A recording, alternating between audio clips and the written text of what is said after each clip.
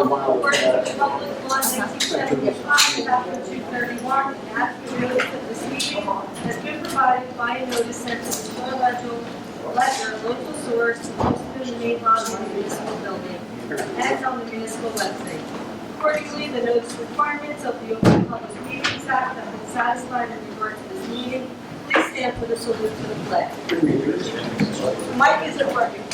Allegiance to the flag of the United States of America and to the republic for which it stands, one nation, under God, indivisible, with liberty and justice for all. Okay. Roll call. Mayor Karlovich, Here. Councilman Boyle, Here. Councilman Finestrella, Here. Councilwoman Giordano Paserno, Here. Councilman Morrow, Here. Councilman Scarice, Councilman Piper is excused.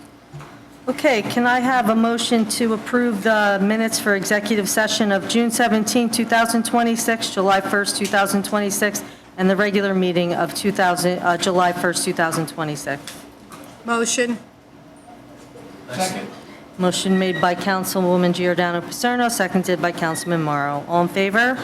Aye. All right. I'm going to move on to the finance report. Councilman Morrow. Good evening. A few quick updates tonight from Finance. I'm happy to report that our annual audit came back with no comments or recommendations for the borough. We also received a $12,980 recycling grant after the budget was adopted, and we are applying for Union County grants for trees and improvements to DeMario Park, which will include basketball and bocce courts. Several capital items are moving forward on tonight's agenda, including a front-end loader that will be split with 50/50 with Roselle Park per our DPW agreement, new HVAC equipment for Borough Hall and the Recreation Building, solar-powered speed signs, a new police vehicle, and upgrades to the police dispatch desk and radios. Finally, the blue books for property tax relief for seniors and certain disability recipients are now available. Residents who need assistance can contact our tax office here in Borough Hall or visit the Cranford Regional Information Center for free help filing online. That concludes the report from Finance, Mayor. Thank you, Councilman. Department of Public Works, Councilman Boyle. Thank you, Mayor. During July 2026, the department incurred 200 hours of overtime, which is largely attributed to storm cleanups, vacation season coverages, and bulk events. Friday, September 11th will be the next bulk pickup date for homes in the Wednesday, Saturday sanitation routes. This is the final free pickup day for 2026. Free bulk drop-off days are scheduled for Friday, August 21st, and Friday, September 18th, until the bulk truck gets filled. That's all I have. Thank you, Councilman. Department of Public Safety, Councilman Finestrella. Thank you, Mayor. For the month of July, the Kenilworth Police Department responded to 1,415 calls for service, including 231 911 calls. There were 271 and a quarter overtime hours for the month, and the breakdown is as follows: 100 hours scheduled patrol overtime, 71 hours of dispatch overtime, 14 and a quarter patrol call-in, 4 hours of DB call-in, 37 hours SWAT call-out, 3.5 hours of municipal court, 16 hours arrive program, and 29.5 hours of special detail storm. Kenilworth Police completed 102 hours of training, issued 141 traffic summonses, and made 7 arrests for the month. There were 2 sick days, 4 sick occurrences. There were 0 on-the-job injuries. Kenilworth Police received 72 flock hit alerts from the stationary cameras throughout the borough. A message from the chief: the 6-month grace period for the New Jersey e-bike laws ended on July 19th, 2026. E-bike laws will be strictly enforced statewide. Please look online for the updated laws regarding licensing, insurance, and registration. Specific e-bikes will need to be registered and insured and operated by a licensed operator. Please notify Kenilworth Police Department, report a complaint or nuisance. We can't help if we don't know about it. That's all I have, Mayor. Thank you, Councilman. Planning and Zoning, Councilman Scarice. Thank you, Mayor. We have El Sheikh Enterprises He was denied his initial application for subdivision on the corner of 530 Monroe North 22nd Street. As a new application in review, professionals are checking for completeness. We have residents 61 South 19th Street. Side addition is under construction, 252 Boulevard has been approved. That subdivision and been memorialized. Construction documents received and under review. 214 North 15th Street. Addition to make one family into a two-family deemed complete. Planning board meeting on June 23rd, 2026 approved. Awaiting compliance. Kenworth Onyx is seeking a subdivision, I believe. 415 Lafayette gazebo and backyard has been tabled till further notice. And Gracious Services 37 Market minor site plan parking vans overnight on property in review with professionals. As of August 19th, our department issued 10 notices of violation for July and 5 for August to date, primarily for overgrown vegetation and property maintenance. Our code enforcement team is promptly addressing all complaints and notices. Engineering has forwarded complaints regarding grading and drainage inspected sites and is coordinating with property owners to resolve the issues.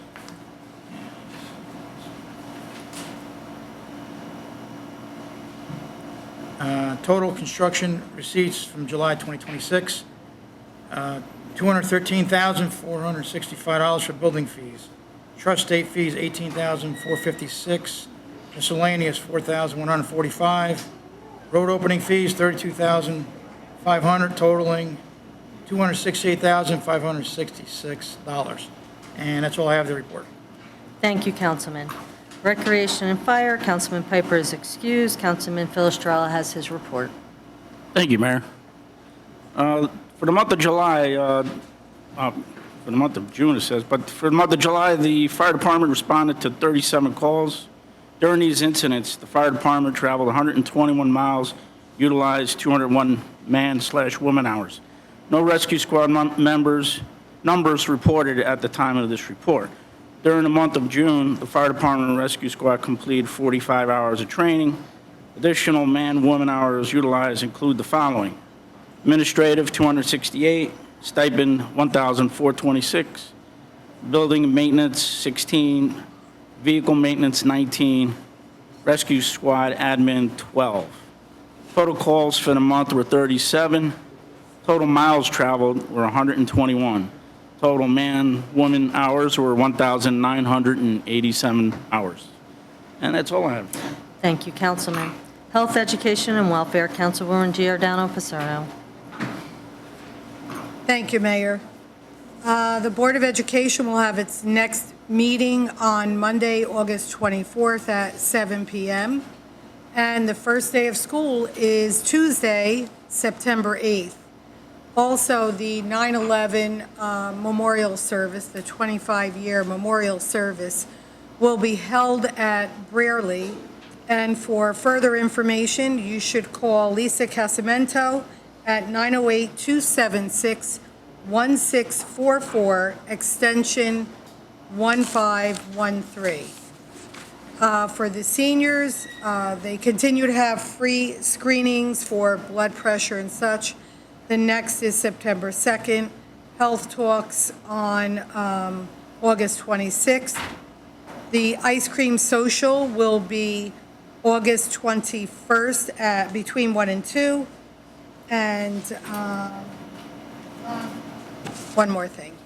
On September 12th, there is a Philadelphia Highlights bus trip.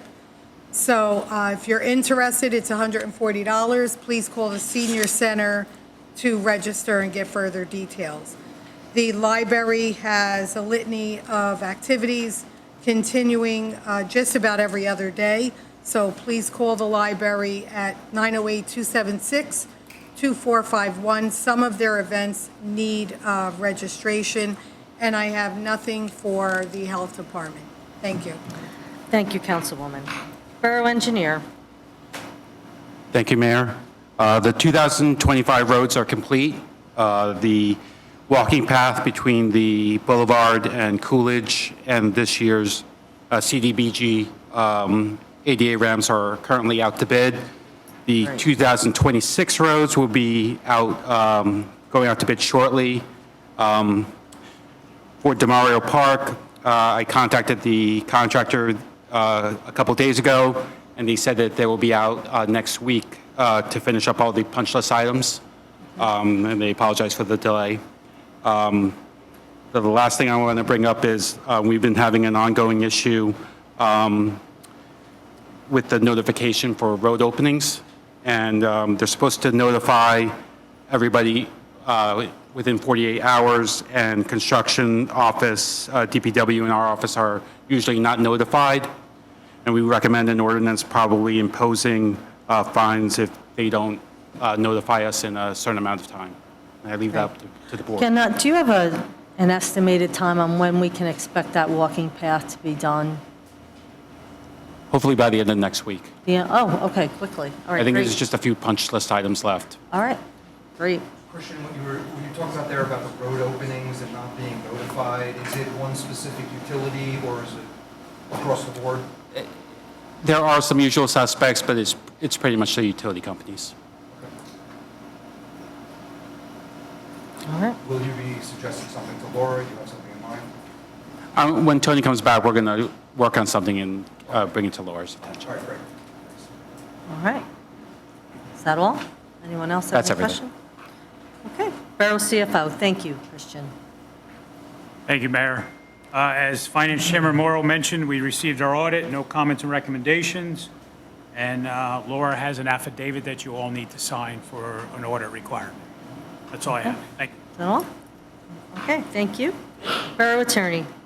I have nothing for the public. We will have a closed session. Okay, thank you. Borough Administrator. The Borough Hall courtroom renovation is nearly complete. We have some minor finishing work and organization remaining. The project includes the new sound system design. Nick, how are the speakers coming across? Okay from the back of the room? Good? Okay, thank you. Let's see, there was also consideration for hallway overflow. We have a speaker out there as well. The original benches are being refinished, and once they're completed, they'll be installed. Resolution 26-199 on the agenda. I apologize, I did not update the agenda to let you know that it is no longer pending. It was inserted into the packet that was posted online for the public. I just did not make the change on the agenda itself. However, council and public has received a copy of that in the packet posted to the website.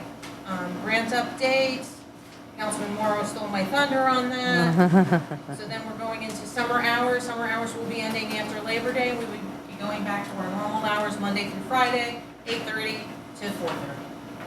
Well, I'd like to add that you did an amazing job on the dais here and in the room. It's great. The chandeliers are beautiful. You did a beautiful job. We appreciate you. We were able to keep the And the popcorn ceiling's still here. Great job, thank you.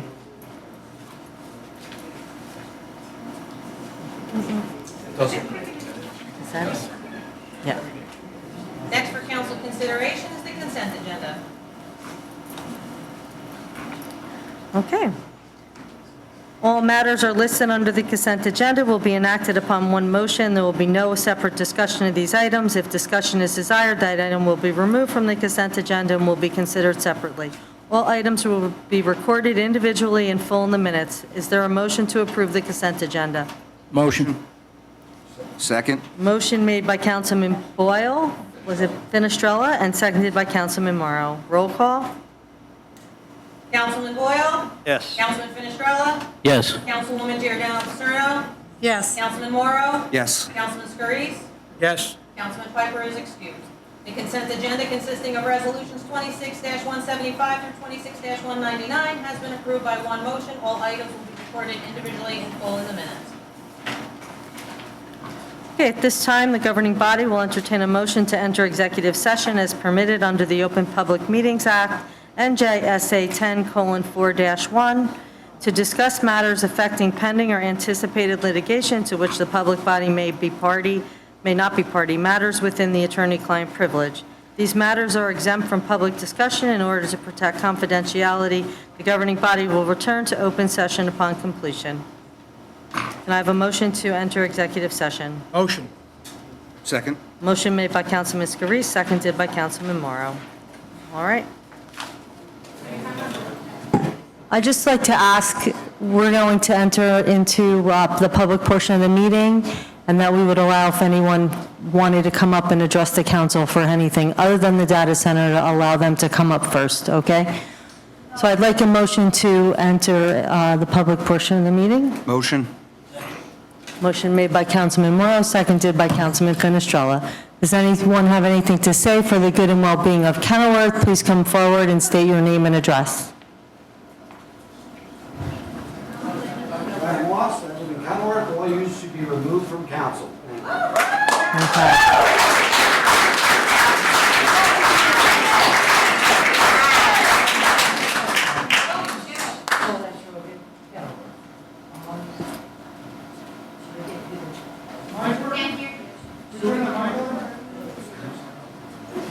Okay, sorry. That's okay. Should I give you the good news, what's made me happy or what's made me upset first? I'm sure that you were all on council the last time we fixed the roof of the senior center. And if you remember, I implored you to really look into who's fixing this. In the 25 years I've been active at the senior center in one capacity or another, every time they get it fixed and we get rains, it leaks again. And once more, I don't know last year how long ago it was, because of the heavy rain, it's pouring again and everything's falling down. This is the only place that these seniors can go. Can't we get an architect or, I don't even know, who would look into it and get this done properly and spend whatever we have to spend on? So you're spending money every how many years? I don't know what it costs, but it can't be reasonable. Somebody's got to be able to find out what is the matter with this roof that leaks every time you get it fixed and it rains. And it's just getting upsetting. Paulette, I don't know if you could hear me. I feel like it's off. Anyway, I just found out while we were in executive session, so I emailed Shirley to get back to me, and I'll make sure it gets taken care of. I didn't know until just now that there was a problem. So I understand. We'll make sure it gets Yeah, taken now care of. I understand that. It's not about getting it done. It's got to be done properly. I don't yeah. know who you would get to. I don't know what you have to do, but you're just Well, I'm going to keep see who did it decades last of year. money. Right. Okay. And then make sure it's done right, Please, correct, please. for this time. Okay. And the other thing is we got to make sure the tiles, remember you pointed it out to me? Yeah, when I this was there? all- it's just- All that mildew and Yeah. that's not safe. I know. That's- I Yeah, know. the whole thing will be taken care And we of. don't want to have to shut the whole building down for a year while you're fixing it. That's the only place they have to go. Right. And I'm getting there now. Come on. Okay. And the Right. second thing, this is beautiful, and I can't tell you how annoying it was to watch council people down here. So I am thrilled, and I hope it will stay this way. So thank you for that. Good job. Paulette, there might be... Thank you, Paulette. The AC units are mounted sideways, and I'd been there, and we saw the condensation. It might not be the roof. They have to check that. Only when it's raining? All right, so then they fixed that problem. It's after a big rain, it starts. There's been so much money put into it. You got to All right, get that this sounds fixed like the right. roof then. Thank you.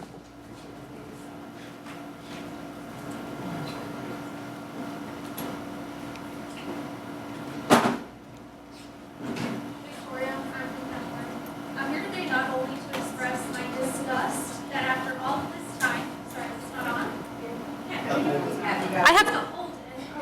Okay, so I'm Victoria. I'm here today not only to express my disgust that after all of this time, not a single one of you has stood up for the people of our community to put a stop to the development of CoreWeave's AI data center, but also to demand the removal and banning of all automatic license plate readers within our town. I've noticed the recent and ongoing addition of flock cameras at the intersections of Michigan and Boulevard, Michigan and Federal Ave, on Boulevard near the Parkway entrance, as well as on 14th Street. And for anybody who doesn't know, these cameras, like Flock and Axon, on are not just license plate readers. They also identify the make, model, and color of your vehicle and other identifying features like dents, scratches, roof racks, and stickers. They track people using AI facial recognition. They scan your Bluetooth devices, phones, headphones, smartwatches, and laptops, and then Flock uses AI to link people, vehicles, and devices together to create searchable profiles for everybody. These devices have been found to have been used by law enforcement agents to stalk and track potential current and past romantic partners. They're being used to track women seeking reproductive health care. They're aiding ICE in their ongoing illegal activities. They're being placed in public parks, pools, and playgrounds. Also, they've been proven to be extremely easy to hack, meaning that none of this data is secure. And now if you're thinking, oh, well, if you don't commit crimes, you have nothing to worry about, Flock claims 93% accuracy in correctly reading and reporting license plate data. This means 7% of the time people are being wrongly pulled over, held at gunpoint, or put behind bars for crimes they did not commit. And all of these are real examples, by the way. In Kenilworth, we have 8,652 citizens, which means that 606 of our neighbors are at risk of being wrongly identified by these devices. Additionally, what happens when laws change? Let's take Roe v. Wade, for example. So not only are women and girls of reproductive age at risk, but it also puts any person in an interracial or homosexual relationship at risk due to Lawrence v. Texas and Obergefell v. Hodges being based on the same precedent of our constitutional right to privacy. So now, if Justice Clarence Thomas and the GOP get their way and homosexual relationships are once again criminalized, law enforcement agents can simply search men holding hands into Flock, and thanks to the nifty AI tech that links faces and devices and vehicles, they can easily find those men's vehicles, registrations, and addresses to arrest them or track them. When government starts labeling anybody who identifies as anti-fascist as domestic terrorists, it's time to use our critical thinking skills. Mass surveillance, a tool of fascism, by the way, does not make us safer according to any available metrics. All it does is violate our constitutional rights. 1984 was meant to be a warning, not a playbook. Do the right thing and ban these. Thank you.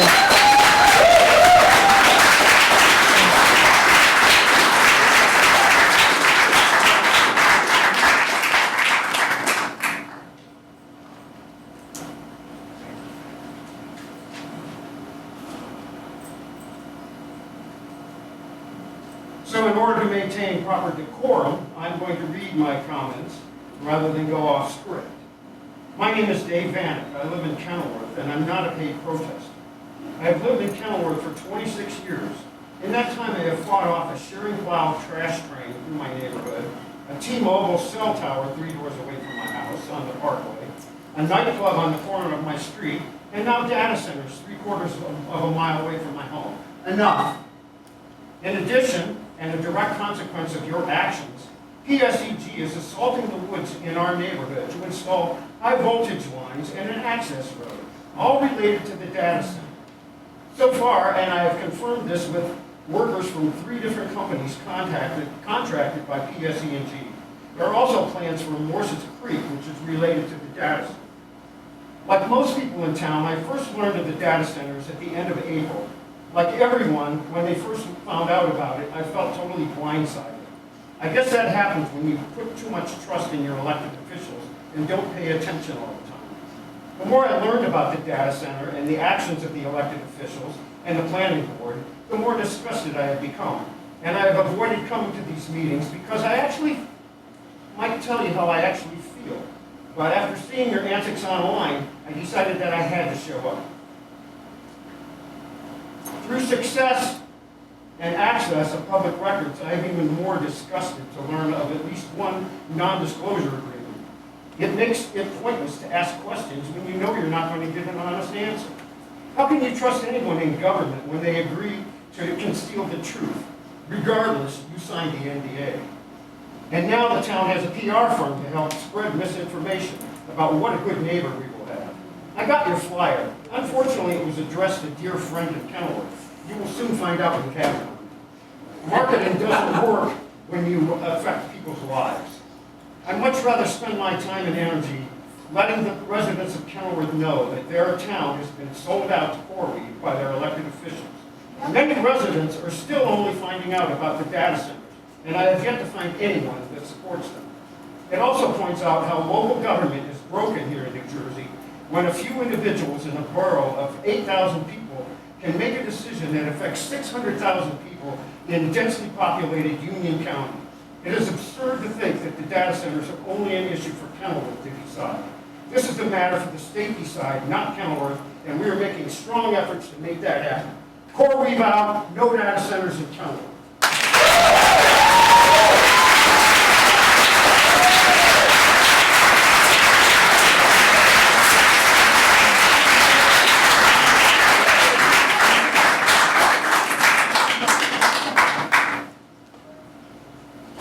Push to talk, okay. Hi, my name is Catherine. I am also a resident of Kenilworth, and I'm going to do my best to try to show you all of my concerns in 3 minutes. I don't think I'll be able to do so, but I'll try my best. So really my biggest concern is this weird triangle of relationships between heat, data centers, and our town. So point number one, data centers can't take the heat, quite literally. Heat makes their performance worse, which is why they need cooling systems, right? If you haven't noticed, we've had more and more heat waves as of late. If you actually look at a few different resources, which I can send you later, I did do my research, there are multiple things that have happened in New Jersey. So climate change is affecting locations like, quote, New Jersey in a variety of ways. And some of these impacts include increased health risks from extreme heat, greater health risks from humid heat, and more coastal flooding. That was from Climate Central, and that was from last year.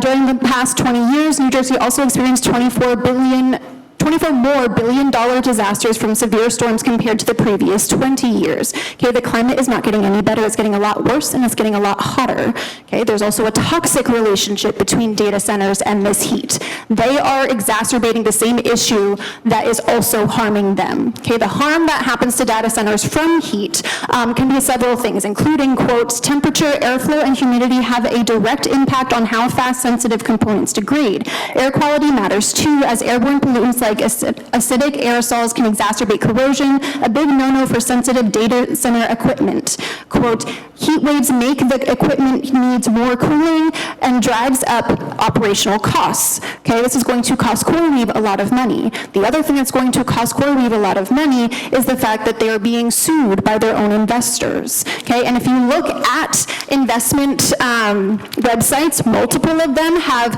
called CoreWeave, quote, volatile in terms of being in the market, and generally because they're all over the place, because they're losing popularity quickly, because they cannot be trusted. So we can't trust these people to actually fulfill the promises and then just find them later. Okay, this is why we need to make sure that we are conducting independent studies prior to it being built.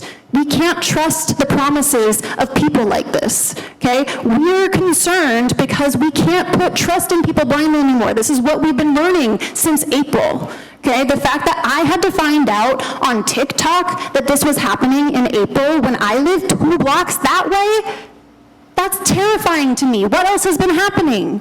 Okay, the only good thing that has been happening now is that I am paying more attention, so thank you for that, I guess. My biggest thank you, though, would be if you would actually heed our concerns, and if you could actually maybe take a closer look at your contract and maybe break it. Contracts can all be broken. We'll help you break it.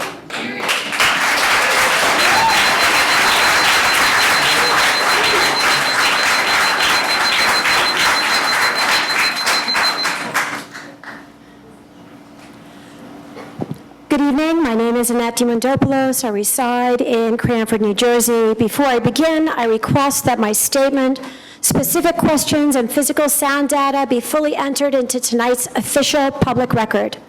Mayor Karlovic, at a recent township meeting, you told our community directly that you personally visited a facility in Orangeburg, New York, where CoreWeave operates, and reported that the 40-megawatt facility proposed here would be as quiet as a refrigerator. A household refrigerator operates at 40 decibels. The first-hand physical data from the exact site you visited completely contradict that statement. I know, because I went there today, and I took a Topta sound meter to that very same Orangeburg facility. The site operates at only 20 megawatts, exactly half the size of the 40-megawatt facility you're proposing to bring here. I stood approximately 1,000 feet away from the main facility, about 50 feet outside the main gate, and took real-time readings. Even at half capacity and 1,000 feet away, the field readings tell a completely different story. First, the outside temperature at the site, within a lined commercial site, tree-lined site, read 92 degrees, when the temperature in the area was cited as having a high of 83. Secondly, on the standard of human hearing scale, the meter read 45.8 dBA, weighted. That's what human ears can hear. But the raw acoustic energy read 65.2 dBc. That's the weighted low-frequency mechanical bass that's not heard by the ear, but absorbed by the body.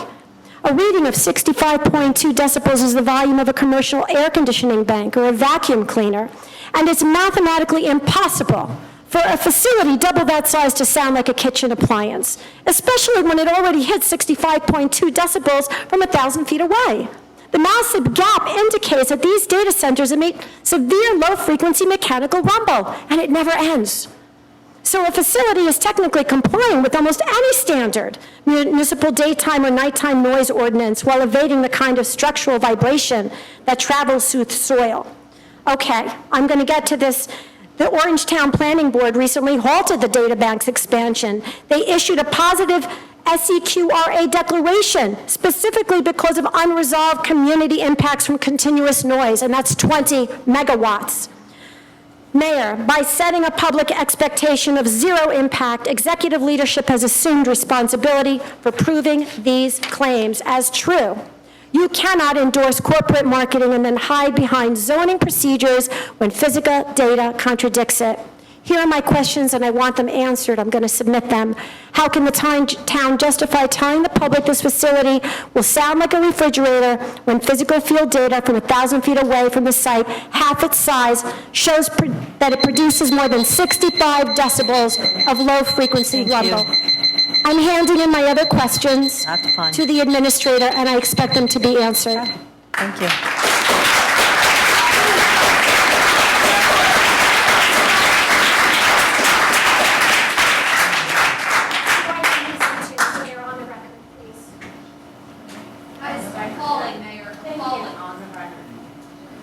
I'm good. I won't need 3 minutes. I can't hear you, I'm sorry. I'm ready. You ready? Okay. Yes. I'd just like to say, I too did go to visit your data bank center that you said that makes a hum like a refrigerator. Wake up, Mayor. It doesn't sound like a refrigerator. And it's only a 20 megawatt data center. You're telling us there's only a 40, you told us also too that there's 250 megawatts coming, that data center, right? And right now the one is being built is only 40. And then the council says and the planning board says, oh, we have no applications for 2 more data centers. What is 40 minus 250? Where's the other 210 coming from? Oh, wait, probably tomorrow at the planning board. Lie, lie, lie. You should be ashamed of yourselves, all of you. Lie, work for companies that have a connection to CoreWeave. Okay. Lie, lie, lie that you're not getting a profit. It's all lies.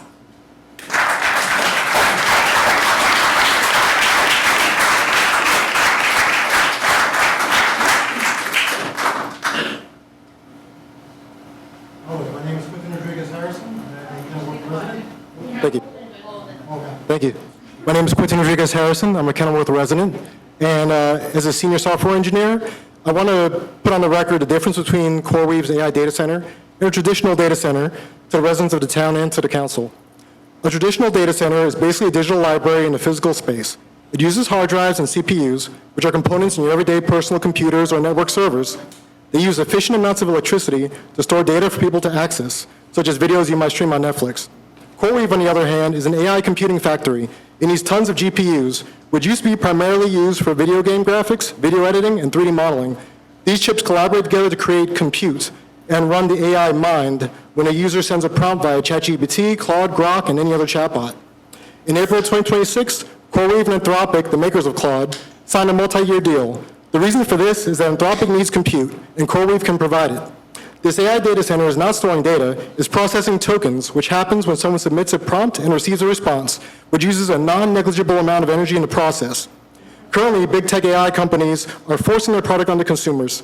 Social media platforms now have private toggles, opting us into protecting our own data. If we don't, our data is used to train AI models. Of course, this protection is not enabled by default. You have to dig through Google, Instagram, whatever other platform you use to find them. Companies are realizing that they can't measure productivity from AI usage in the workplace. Uber blew through its yearly AI budget in 4 months, and the CEO questioned if the cost is even worth it. CoreWeave has partnered with our government's Department of War, a company named Leidos, which is a leader in national security mission solutions, to provide secure sovereign AI cloud services that can be used to help federal agencies build, train, deploy, and operate AI at mission scale. This is from their website. As of July 30th, 2026. So we're not looking at just a tech corporation on the site. We're looking at a government installation full of surveillance and security checkpoints. I have 2 questions for the council. Aside from the clear need for compute on Anthropic's end, I would like to know what benefit this AI data center brings directly to the citizens of Kenilworth. We know there are tax incentives in play and promises of building an independent energy source from CoreWeave. Are there any concrete plans that can be shared with your constituents?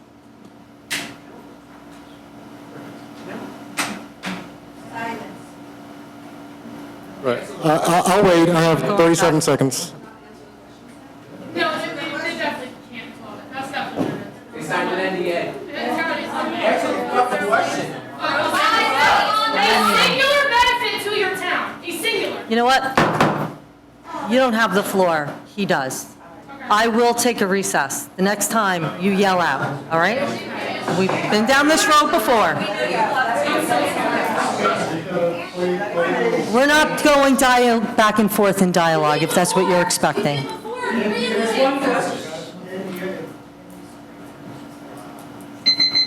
Thank you. Thank you.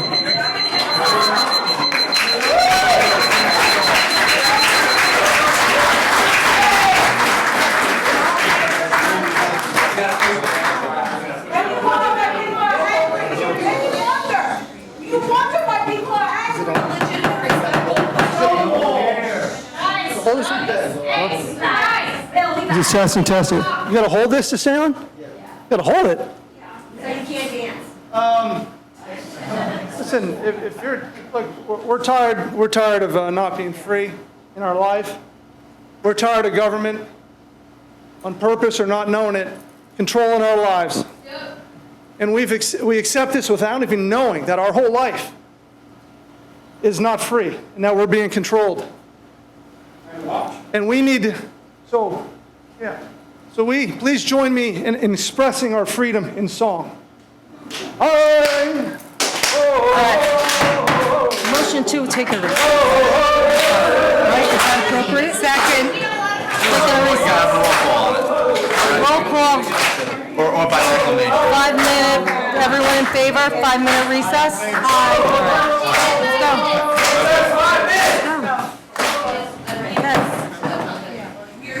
Anyone else from the public wish to speak? Yep.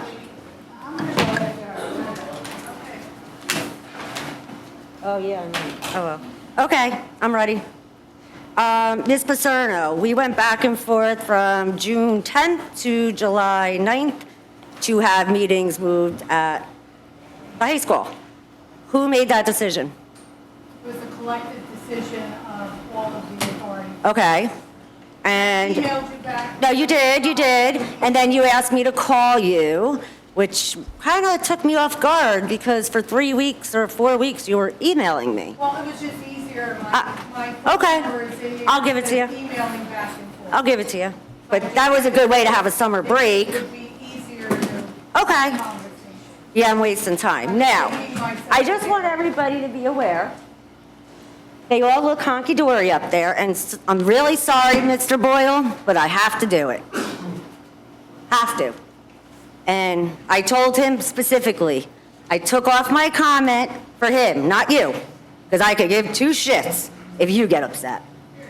Let me I don't know what finish. comment you're talking. Why is there a court case with you guys against Mr. Finestrelli, against Mr. Morrow, against Mr. Scarice, and Mr. Scarice's wife, and the man, Mr. Puglisi, who came up here and took down the clock? Because we know you took down that clock so he would run out of here. You didn't want, there was more to that. We know that. There is no court case. There's no court case. Oh, well, really? Because there's a case number UNNL001858.24 in Elizabeth Courthouse with Judge Hudak, who I've actually been in front of. So, just, Ms. Paserno, just stay out of it. You're not even part of this. I don't understand the discussion. Just stay out of it. You're good. I was really surprised not to see your name. Was something plastered on his site that you guys didn't like? Yeah. You wanted to explain to me. I didn't want to meet you anywhere. I told you to give me a call. You didn't want to, and you said you called Mr. Morrow, and he took it like a man. This is not borough business, and this is not Really? something Oh, I we're going think to it's discuss with business. you.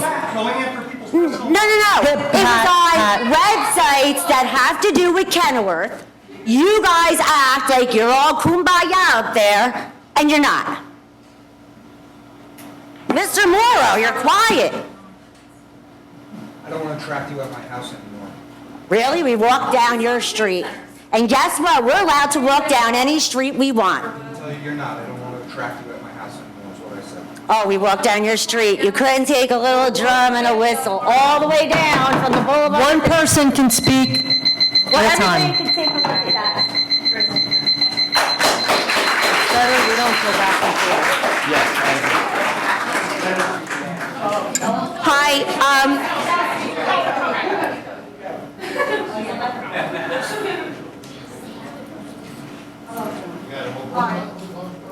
My name is Tony Johnson. I was up here before. Hello, everybody. Oh, great, thank you. So I did want to tell you, I know that last time I was here, you said that CoreWeave was going to use nuclear power. I just came from a meeting with a senator and a congressman and was told, absolutely not, they're not going to do that. So I want to point out to you that if they lied to you about that, keep your minds open to the possibility, which you may probably already know, that they're lying about some other things. It does make sense that they're not doing the nuclear since they invested in $150 million in a substation specifically and only for their use. A substation does not generate power. It converts electricity. All these things at my age that I don't want to spend time researching or care to learn, but I am. So, doesn't say, though, doesn't explain in those flyers that, I don't know whether Kenilworth or CoreWeave sent out, that calling this an investment fails to explain the enormous new demand the data center places on the grid. So there is going to be a strain on our grid, even if they tell you otherwise. So now we have these 31 diesel generators already on site. CBS News down south, people live closer to a data center than this one is to people's homes.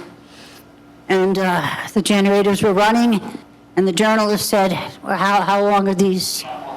Is it noisy like this? Because people have mattresses on the windows facing that side of the data center to keep it quiet. And the homeowner said, they told us it was just a test. It's been running 24/7 for 2 years. So, and apparently, and I don't understand all the mechanics of this, they said on the TV show that, the news report, that once they're on, and they're running that plant, you can't turn them off. And it sounded like it was either legally you can't get them to shut it off, or maybe something bad will happen to the facility. I don't know. But I wanted to make you aware of that. So I wanted to ask you, if any of you knew, what constitutes the length of a test of a diesel generator? Does it run for an hour, a day, a week? Does anybody know? Oh, well, maybe they don't know. I don't know. So can you answer this question? Are you just not going to answer any questions at all, or? All right, I guess that's it. But I will make a note. I will note your questions, but we're not going back and forth in dialogue. Understood. Okay.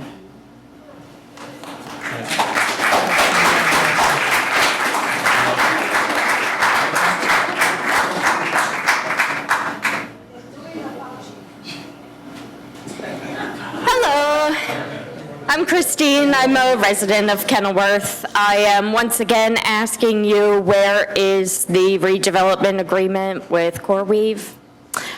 Because you're not answering questions, I am going to, hopefully, if there isn't one, which I'm guessing there isn't, I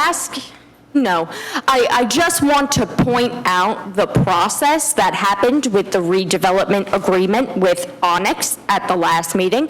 I'm sorry, I mean Kenilworth Corporate Property Urban Renewal. There was no review and no time for public comment related to that redevelopment agreement. So any promise that members of this council have made to the residents of Kenilworth that there would be one for CoreWeave is most likely a lie. But I also am going to assume that we are not in a redevelopment agreement with CoreWeave because they don't pass the qualified entity because they have lawsuits against them. So, based on this, I'm not sure how you guys screwed this up so bad. Everything about this process was wrong. You've left the residents of Kenilworth holding the bag because you did not follow the redevelopment plan, which is in place to be able to give the residents of Kenilworth a voice. You are supposed to be the people protecting us.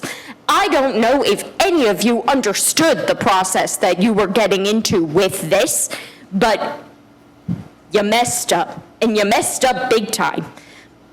I'm gonna guess Morrow's the only one who kinda knew what was going on. Maybe Scarice too, because he's zoning. But if I don't see a redevelopment agreement on the table for public comment before it passes, you're all getting recalled.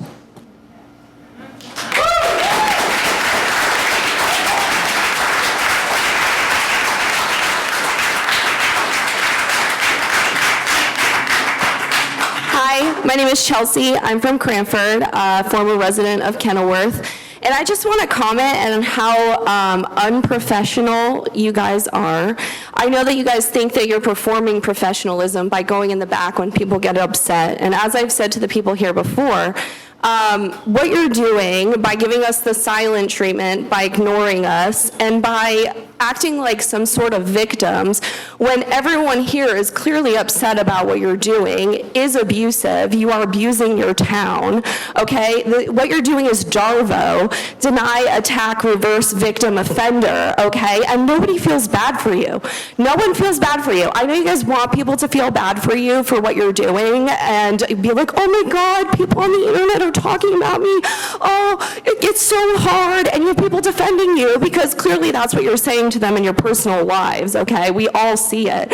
But you're harming an entire community. You're harming not just your town. You're harming Cranford. You're harming Roselle Park. You're harming Union.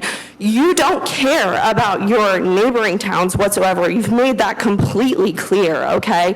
So no, I don't feel bad for you guys. You guys are not the victims here. The people are the victims, and especially your constituents are the victims. You guys are not the victims, okay? That's all I have to say.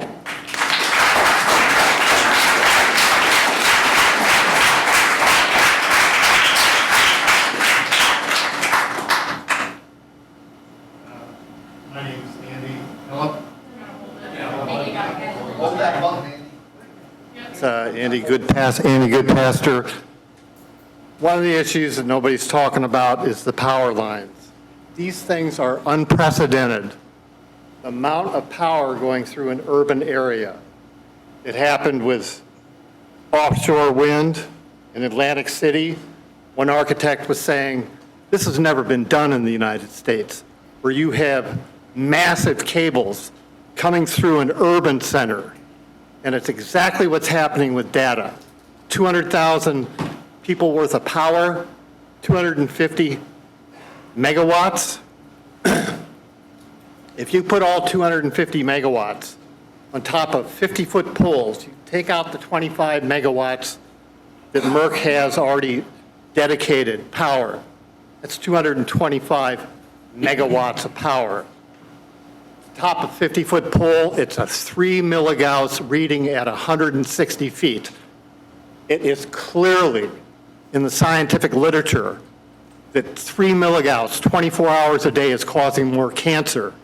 Now, you don't think that that could cause some kind of legal action? I think you don't understand. Nobody is talking about this issue, but it's part of the problem. You know, they're just, data centers, if they were designed right, would be good, but you just don't put that kind of massive power through an urban area. It doesn't work. But, you know, 31 diesel generators, each one is, that would be just be 125 megawatts of power. Each one is the size of a boxcar. 31 boxcar-sized diesel generators. 4 weeks ago, they were on all weekend on the East Coast because the Trump administration said, don't hook up the power, the data centers to the grids in the hot weather. So that would be the 31 generators going all weekend long next summer, or 2 summers from now. If it's 120 megawatts, all weekend long, 31 the size of boxcars. I just think about how that smells. Northern Texas, there's a farm that's right on the edge of a data center. 2 years, they have not had a live animal birth, right on the edge. Is that infrasound? Is that through the ground? Is that motion through the ground? Is that 65 decibel sound coming from the machine? Is that, you know, there's just too many issues right now, and they're just not designed well. Thank you, sir.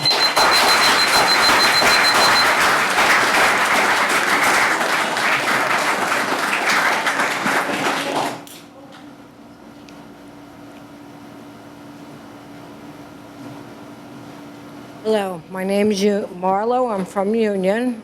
I'm within 200 feet of the data center. And I want to bring to your attention, last meeting when you guys walked out, actually had my video with me. I don't have it now. You guys say you have an enforcement on times to start working and stop working. Well, I'm woken up at 5:36 a.m. with construction work from the CoreWeave site. Okay, it comes into my bedroom window and wakes me, not Kenilworth residents. Okay, and I have been to meetings, county meetings and union meetings. They told me and my neighbors, we will be calling the Kenilworth police every morning that we hear this unless you guys get it stopped. Okay, there's no reason we should be woken up by CoreWeave's construction before a legal time to work. Am I correct? Anybody? Do you have a time to start construction work in your town? If that's accurate. I mean, Yeah, we'll send someone out. shouldn't be 5:30. We'll look into that for sure. You'll appeal to that. Okay, thank you very much. We're not the only ones doing construction. I'm sorry? We're not the only ones doing construction on the Yeah, site. well, that's, The government's first duty is to protect the people, not ruin their lives. That's a quote from Ronald Reagan. The care of human life and happiness, and not their destruction, is the first and only legitimate object of the government. That's a quote from Thomas Jefferson. When I was a child, I learned that a lie by omission is still a lie. When you sit here and tell us that there's going to be a 40 or 50 megawatt data center when you know it's 250, that's a lie. That's not okay. You're here to serve us, not lie to us. My wife and I are trying for a baby, and we would love to send our child to our local elementary school, Washington Elementary in Union. The only problem is it's less than a mile away from the proposed data center. Have you heard of infrasound waves? Are you familiar? If you haven't, I ask that you do your research. And if you have, I don't know who the fuck you guys think you are, but that's wrong to put next to a school.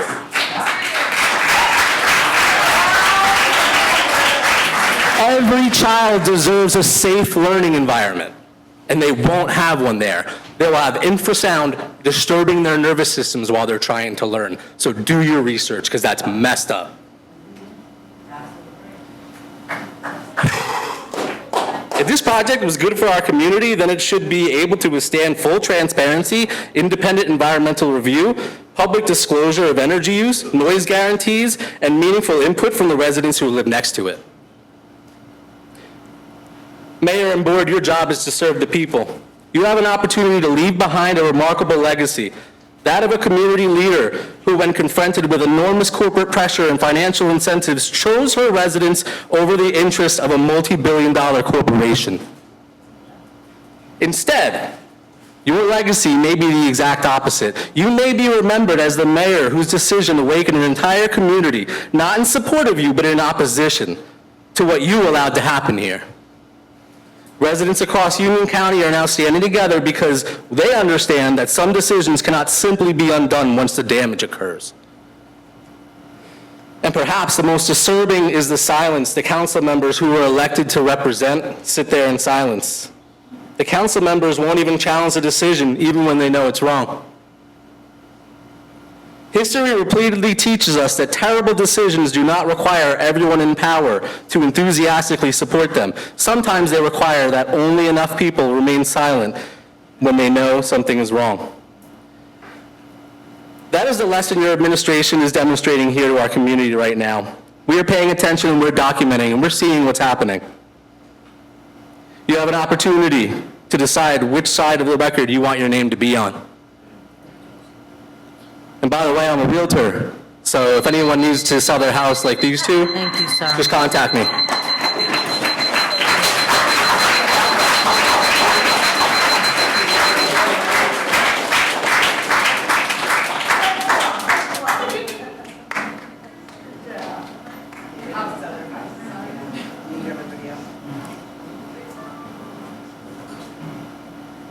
Hello, I just want to mention the infrared sound that Alex was just talking about. Infrared sound, for example, the speakers, right? If the speakers are only in here, if you step out of the room, you won't be able to hear me speaking or the ACs. This infrared sound, it cannot be blocked off by walls, by trees specifically that Senator Crine is offering Union residents, okay?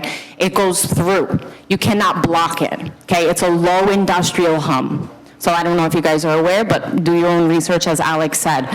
So Crine mentioned on June 23rd at a union meeting that data centers in Piscataway use green credits from New York. That Orangeburg data center uses credits from PA.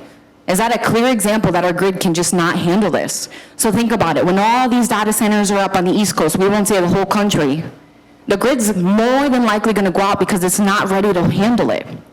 So when we're all in the blackout, the people on this side of the room are going to say, I did everything I could to fight this. I don't know what you guys are going to say. It's going to be something completely different. The data center that's currently under construction, it's noted it's going to use 31 diesel generators. When the 2 additional data centers come through, that's additional diesel generators. That's going to be a total of 93 diesel generators. And I'm looking at the camera, Kenilworth residents. You guys need to come here. I know there's a narrative that our organization is labeled as crazy. Will Tilly, we appreciate you coming. Mike, we appreciate you coming. They are not a part of the organization. So when Morrow and Boyle draw a narrative on their Facebook group and delete and make us look crazy and use AI-generated photos, it is not us. We are a peaceful organization. We invite kids to come to the rallies, to the protest, okay? So don't believe that crazy narrative. Besides that, there are 51 residents showing up regularly to work and learn on this and fight this. On October 15th, Mike Turley, however you say his last name, he states On October 15th of last year, during a meeting, he states that the current building at the Merck site was a lab to be converted to a data center, whereas the mayor said there was already a data center at the site, and that's what they're using, they're just updating it. Just want to let you know that's a lie, okay? So Terlizzi said that himself. They're converting the lab into a data center. Also, the mayor previously said, once open, which is likely to be January 1st, Happy New Year, January 1st of 2027, it will be sealed for the life of the data center. Whereas Rebecca Darling, a CoreWeave representative, said on a data center webinar, it's not going to use all the water, which is true.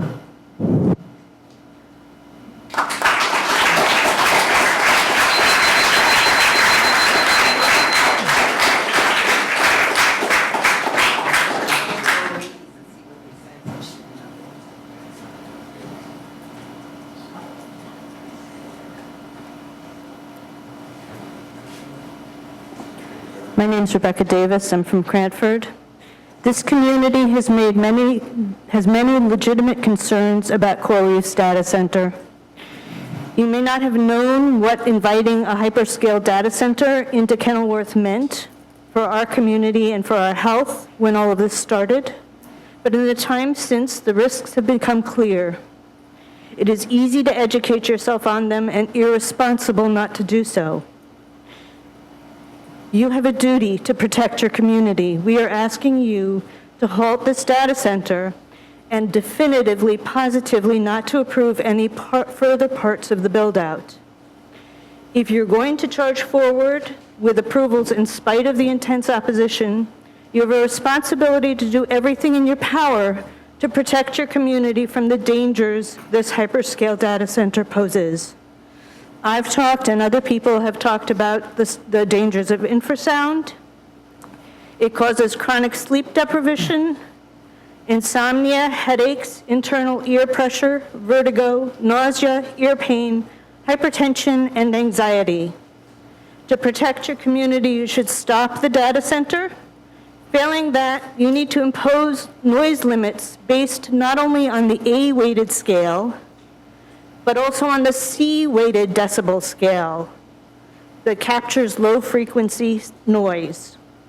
We've been told that the large PSE&G poles that have been put up in town are unrelated to the data center, but I found several 2024 articles stating the opposite. Quoting from one, it says PSE&G will be preparing the area's electrical infrastructure to support the energy needs of the future data center facility in Kenilworth. They already know all this. We've been told that we don't need to worry about air pollution because the data center will be powered by nuclear energy. But CoreWeave will not have a nuclear plant. PSE&G may be using nuclear energy, but CoreWeave will be part of our grid, affecting our energy availability and our energy costs. When they do produce their own energy, it will come from the diesel-powered generators, which will produce toxic air pollution. In Virginia, data centers told towns that the generators would only run in emergencies, but they have in fact been running most of the time, such that the state had to pass legislation requiring data centers to meet Tier 4 emission standards for their backup generators instead of Tier 2. To protect your community, you should stop the data center. Failing that, you need to require Tier 4 emission standards. You need to monitor air pollution and impose stiff consequences for air pollution issues. Thank you.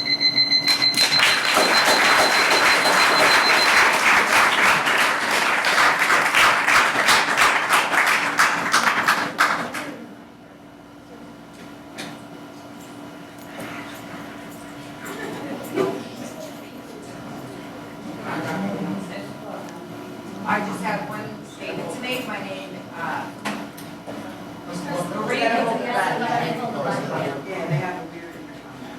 Marie Vizzoni. I live in Kenilworth, but I just have one statement to make, and I would like to finish the statement. We live in a democratic state. Democratic governor, everything Democrat, fine. If they approved a $250 million tax break and we're a tree-hugging, climate change, don't kill a bug or a bird, but they gave us the $250 million tax credit. How bad could the data center be? Thank you.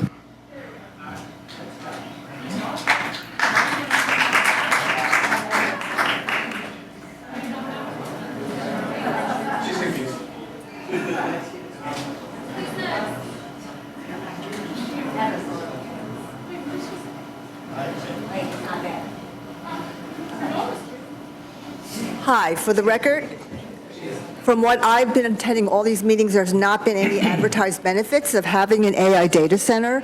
And then CoreWeave has the nerve to disseminate misinformation to the residents on a recent mailer to the residents in Kenilworth, and then have the nerve to ingratiate themselves to the community by being a sponsor at a Union Township 5K event.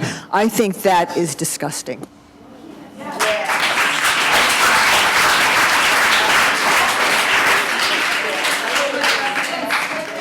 They pulled their sponsorship, just so you know, because of the backlash that Chamber Farms was getting. They pulled their backlash. We should still do that. Okay. Ma'am, thank you. Thank you. Anyone else from the public wish to come and speak?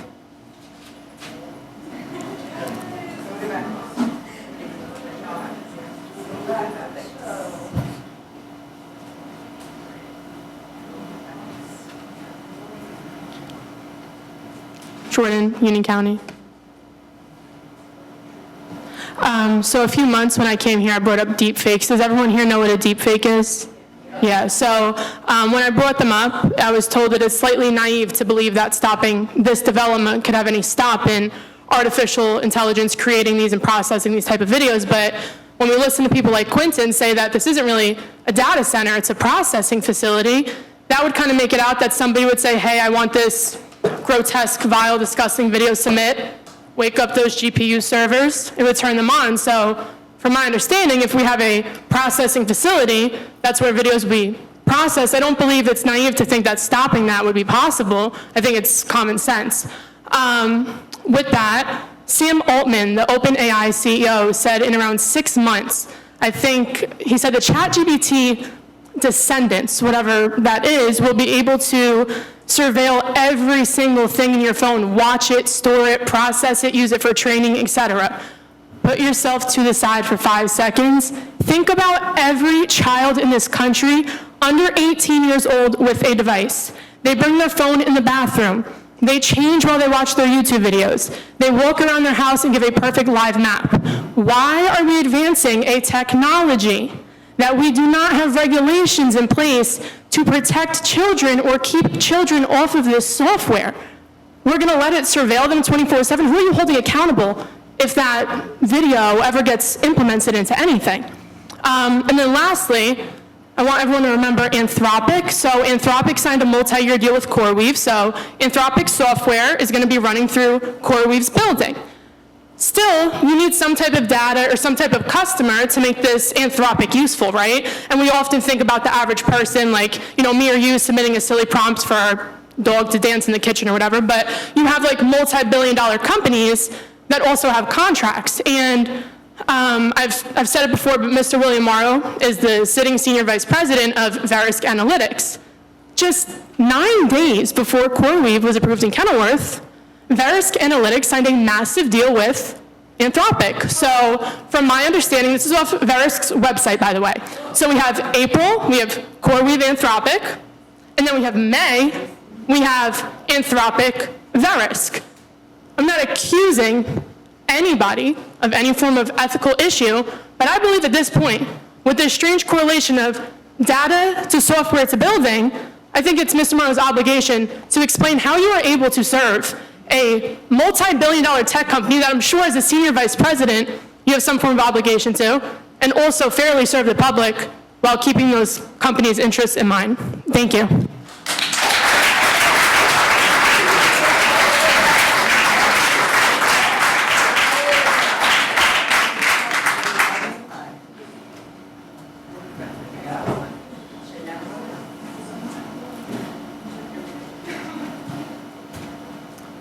Hello? Can you hear me? Hello. My name is Thomas Ikeda. I am the director at the Center for the Urban Environment at Kane University, just a little way from here.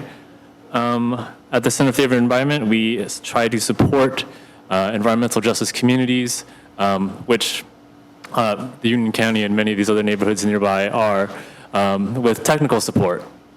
And part of that research, I looked into the the impacts of diesel generators and air pollution from the Kenilworth Energy Facility that's currently existing on the site. Kenilworth Energy Facility, for those of you that don't know, is a 29 megawatt natural gas fueled power plant already existing. And according to the EPA, this facility produced 5 tons of fine particulate matter, 76 tons of NOx, nitrous oxide, and 2 tons of sulfur oxides. These are all poisonous toxins that cause cancer and other cardiovascular disease. And this facility produced this amount of toxins while running under its full capacity. EPA estimates it's around 50 to 60% of its full capacity.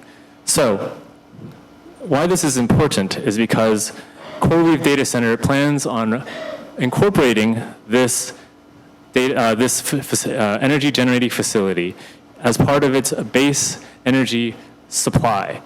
So as a data center, it's planning on running 24/7 at full power. So it will be running this facility likely also at near full capacity. So these emissions will likely increase, maybe not double, but significantly increase. And in addition to this, there will be added, like people have mentioned before, at least in phase 1, 31 diesel generators.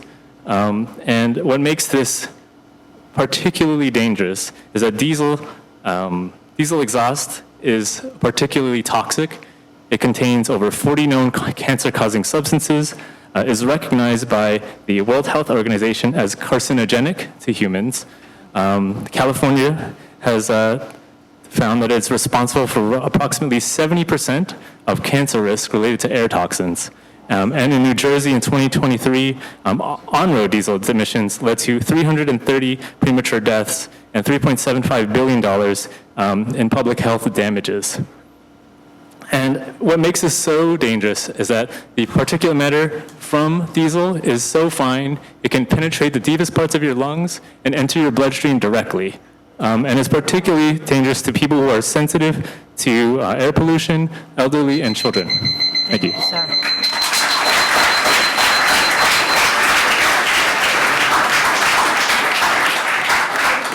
Anyone else?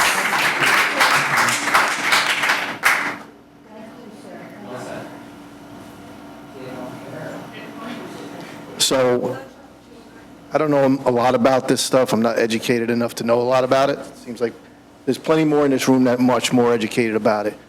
All right. So, but I do know one thing. Right across from CoreWeave, where I saw that big tractor trailer on a flatbed with the generator a couple weeks ago, there's a house that sits there.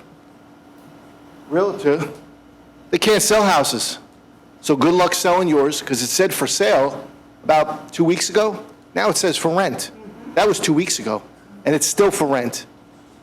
So, and I know everybody says how it affects Kenilworth, this data center. It's actually closer to Union, so it's going to affect all us in Union, plenty much so. And then if you ever got behind one of those trucks, most of you police officers know what I'm talking about, probably those big Dodge, freaking whatever the hell, blows out that black shit, okay? And then they decide they want to just like smoke you out. Breathe that in when you get behind a truck. I drive a tractor trailer for a living. I know what it smells like because I know what diesel smells like. I pump it in my truck, all right? I don't like it. Now my kid's going to smell it from 30 watt generators or whatever, however freaking many generators this was saying, okay? But again, good luck selling your houses. It's not going to be easy, okay? And I got one more. So just so you all know, if you really care, so Bayonne is in a Little League World Series, kids, 13, okay? The score is 1-1 right now. I've been following it along with this, clown show here. But You know, the last thing I have is, Chief, you might know what I'm talking about. Look up the word essayance. Let it stick in your head tonight. Look it up and see what it means. I'll leave it at that.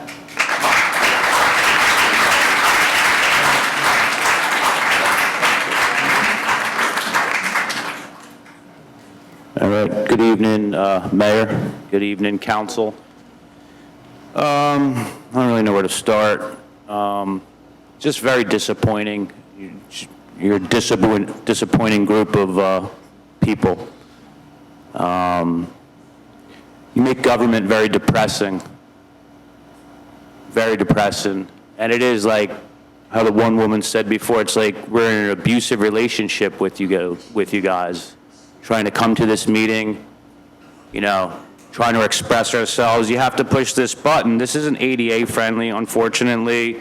You never once told anybody you had to push the button. Here the community is telling everybody, make sure you push the button because we want to make sure all this is on the public record. Luckily, the second gentleman who spoke with a loud voice, but you didn't remind him to hit the button because you don't really care, and it's just very sad. You guys stalled all of us and went back into executive session, and in the process, CNN walked away. You stole these people's media attention. You stole it. You stole it from them because you're thieves. As the community comes together to lift each other up, you're there to run away when people collectively express in positivity. We have the right to turn a shit show government shitstorm into a good time if we want. We are allowed to hold each other up. Why did you run away? What was so upsetting about a moment of people clapping like that together? Why did you run away?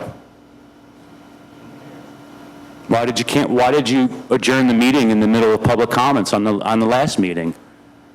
Did you ever think about maybe respecting the public?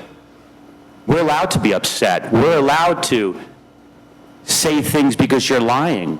As you say all these inaccurate things, and then the second someone maybe shouts out, you want to go and you want to run and you want to cry, and you guys are pathetic. You're a sad group of individuals. It is very sad to come to this meeting and see how fucking depressed you guys are. You have one life. No. You are not going to cut. Listen, no. Don't cut me off. Don't cut me off. And standing there and cursing. I don't care. Shut your mouth. Shut your mouth. I would like to know, where is Councilman Piper? Where is Councilman Piper? Mayor, can you please stop her? Run the meeting, Mayor. Ask her to stop. Ask her to stop. Wish I could have you removed. Ask her to stop. Why is she? I want to reclaim my 20 seconds. All right? It's okay to be frustrated. If you can't handle the heat, the door is right there. I want 20 more seconds to ask, why on the record is Councilman Doug Piper not here? Did he let the mayor know what the reason was? And if so, please share with the public why Councilman Piper is not in attendance, why he evaded this meeting. He did not invade the meeting. Then can you explain to the public where he is? He's working this evening. He wasn't able to make it? Work. Public service got him too tired? You people are Time is up. pathetic. Thank you. People are pathetic. Sad group of people.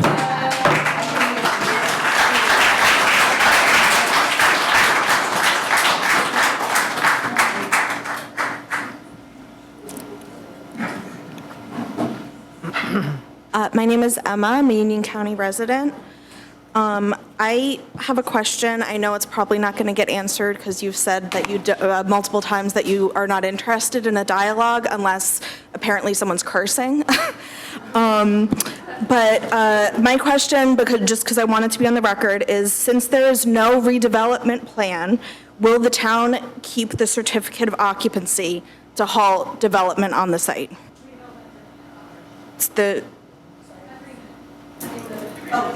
Sorry, not redevelopment plan. Since there's no redevelopment agreement, will the town keep the certificate of occupancy to halt development on the site?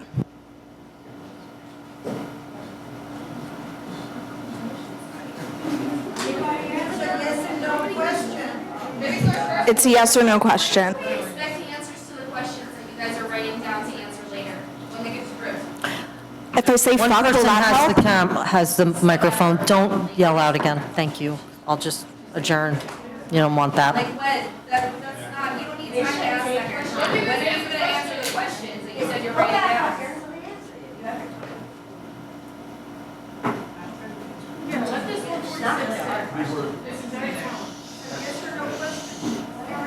I'll ask the question again. It's a yes or no question. Since there is no redevelopment agreement, will the town keep their certificate of occupancy to halt development on the site?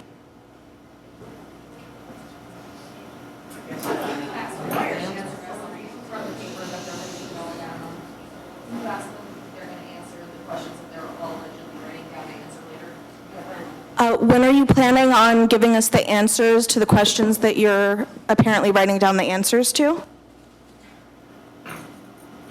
I will look, oh, sorry. I have to push the button myself. I'm writing down the questions. I will get the answers and I will announce them at the next meeting, okay? Thank you. Actually, if you email me your questions, that would be great. Okay? I will do that. Thank you.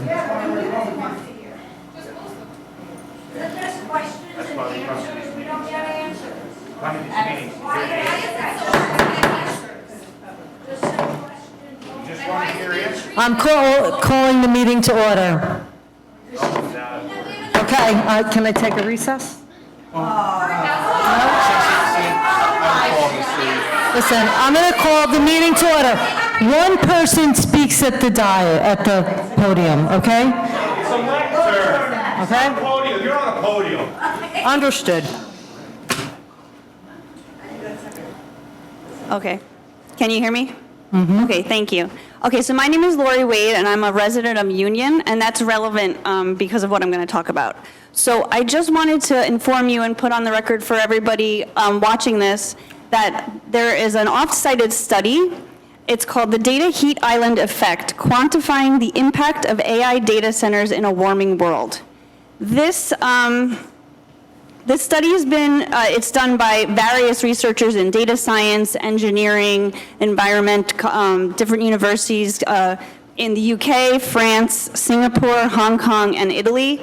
And it looks at over 6,000 data centers of all sizes all over the globe, including in these countries and in Mexico, Spain, Brazil.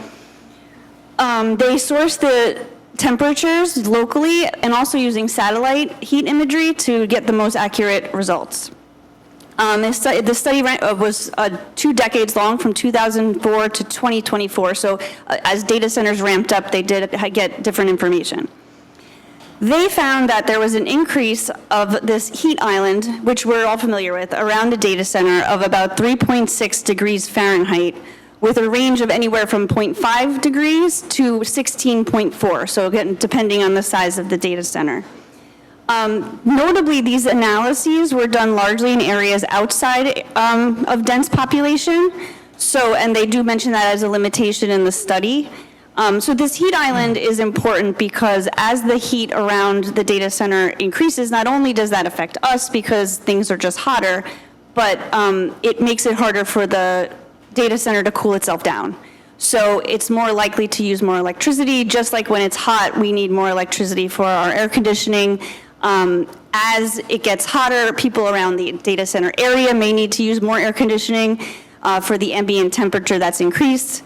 And this will more likely cause the data center to need to use these diesel generators, which we've talked about at length about the harms of the diesel, the emissions, inhaling, the different things in the atmosphere that can happen, acid rain, that kind of stuff.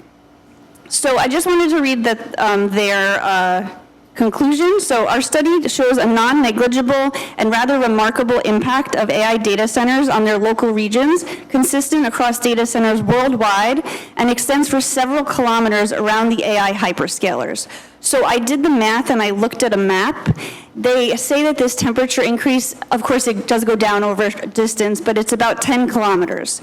This includes parts of Kenilworth, Union, Roselle Park, Roselle, Elizabeth, Hillside, Cranford, Garwood, Winfield Park, Springfield, Irvington, Maplewood, and Milburn. So all of these communities will be impacted by this heat island. Thanks.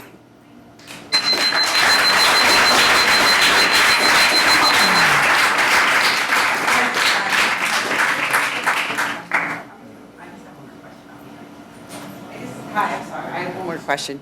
You don't have to answer it, but I would like answers to your questions. I can't speak again? You cannot speak Can I again. I'm email- so- You cannot speak again. You can email the question, okay? Anyone else from the public wish to speak?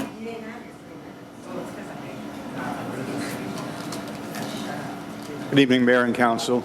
Evening. I just have a suggestion, not so much a comment or anything. I'm trying to take in all the information, but I've heard some things that doesn't make sense here to me sometimes. But I would suggest if possibly you might be able to get somebody that represents, Public Service Electric Gas to give us more, and maybe have a town hall where the public can ask them questions regarding the data center, and maybe somebody, a representative of CoreWeave, hopefully to answer some questions and maybe set the record straight on a lot of things.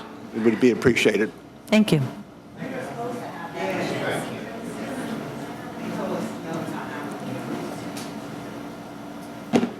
Hi, I have another question you probably won't answer tonight, but it's whatever. In resolution number 25-247, you guys voted on the executive sessions, which you guys have obviously been abusing. Where in that resolution has there been a time limit for these, or just like a time frame in which these executive sessions are listed? Is there any regulations on that, or can it just be whenever you guys feel like it, or whenever you guys feel like being public servants you guys are voted in as? You're asking when the, I don't understand. I'm asking, where is it stated in your bylaws, resolutions, anywhere that it says you can host an executive session that is longer than 5 minutes or any certain amount of time? Is it defined in anywhere how long these executive sessions can be? There's no time limit to executive sessions. Oh, there's no time limit. That I'm aware of. Thank you for answering my question.